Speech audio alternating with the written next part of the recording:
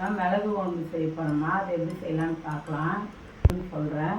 இது சளிக்கெலாம் நல்லது. நீங்கள் நீ வச்சு பாருங்கள், ட்ரை பண்ணி பாருங்கள். சொல்கிறேன்னா 4 காஞ்ச மிளகாய், 1 ஸ்பூனு வரமல்லி, 4 பல்லு பூண்டு போடுறோமா, 1 ஸ்பூன் வந்து இது போடுறேன், சீரகம் போடுறேன், மிளகு 1 ஸ்பூனு, துவரம் பருப்பு 1 ஸ்பூனும், உளுந்து லைட்டாக ஒரு 1/2 ஸ்பூனு. இது எல்லாமே ட்ரையாக வறுத்துக்கலாம். கொஞ்சமாக தேங்காய் போடுறேன், அடுத்தது கருவேப்பிலை போடுறேன்.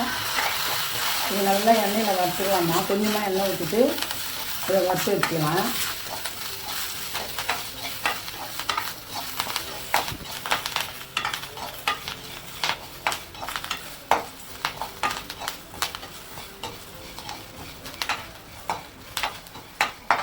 இதை தனியாக எடுத்து வச்சுக்கலாமா.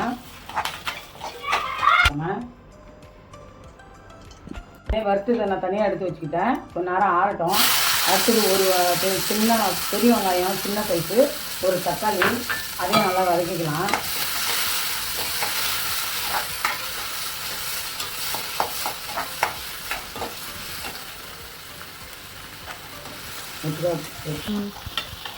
இந்த மாதிரி கொஞ்சம் லைட்டாக விளங்கினா கூட போடுமா. இது நான் கொஞ்சம் நிறையவே எண்ணெய் ஊற்றிக்கும்போது இது நல்லெண்ணெய் வச்சா நல்லெண்ணெயில் தாளிச்சோம்னா நல்லாயிருக்கும்.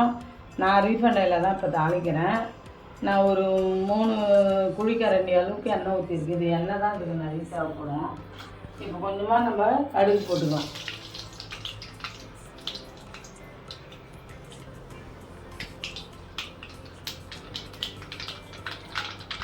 நான் சின்ன வெங்காயம் ஒரு 5-6 சின்ன வெங்காயம் உரித்து கட் பண்ணி வச்சுருக்கேன். அதே போட்டுக்கலாம்.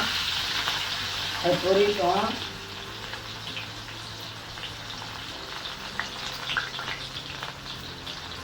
புளி கொஞ்சம் ஒரு நெல்லிக்காய் சைஸில் புளி கரைச்சி வச்சுருக்கேன். அதை கொஞ்சம் ஊற்றிக்கலாம். தேவையான அளவு உப்பு போட்டுக்கலாம். இப்போ கொஞ்சமாக மஞ்சத்தூள் போட்டுக்கலாமா. காரம் இருக்கும். நீங்கள் இப்போ குழந்தைங்களாம் சாப்பிட்னா கொஞ்சம் காரம் கம்மியாகவே, காரமே போடாத கூட நான் இந்த சாமான் வறுத்து வச்சுருக்கேன்ல, இதெல்லாம் வந்து போட்டிங்கனாலே சரியாக இருக்கும். நான் இப்போ கொஞ்சமாக நார்மல் மிளகாத்தூள் தான் போடுறேன். அது நல்லா காரமாகவே இருக்கும். அதனால் இது கொஞ்சம் நேரம் கொதிக்க விடலாமா. நம்ம இதெல்லாம் வறுத்து வச்சுருக்கோம்ல, அதை அரைச்சிக்கலாம். நம்ம அரைச்சி ஊற்றி அரைக்கலாமா. ஒரு 10 நிமிஷம் இது கொதிக்கிட்டோம். அளவுக்கு வந்துச்சு பாருமா, எண்ணெய் பிரிஞ்சு வந்திருக்கு. இந்த ஸ்டேஜில் நம்ம இந்த பொடியை அரைச்சி வச்சுருக்கோம்ல, அதை நம்ம ஊற்றிக்கலாம். ஏன்னா காஞ்ச மிளகாவும் நான் போட்டிருக்கேன். நீங்கள் காரத்துக்கு ஏற்ற மாதிரி போட்டுக்கோங்க. இது கூட கொஞ்சம் தண்ணி ஊற்றிக்கலாமா. நீங்கள் தண்ணியாக வேணும்னாலும் தண்ணியாக வச்சுக்கலாம். குடிச்சோடனே ஆஃப் பண்ணிக்கலாம். இல்லை கெட்டியாக ஒன்றாலும் கொஞ்ச நேரம் சுண்ட விட்டிங்கன்னா கெட்டியாக ஆகிடும். ஒரு நிமிஷம் இங்கே பாருங்கள், இவ்வளோதான். இதில் நம்ம நல்லா கொதித்து வந்தோடனே கொஞ்சமாக நாட்டு சர்க்கரையோ இல்லை வந்து வெல்லமோ ஏதோ ஒன்று ஒரு பிஞ்ச் அளவுக்கு போட்டிங்கன்னா கொஞ்சம் அந்த காரமும் இருக்காது, டேஸ்ட்டு நல்லாயிருக்கும்.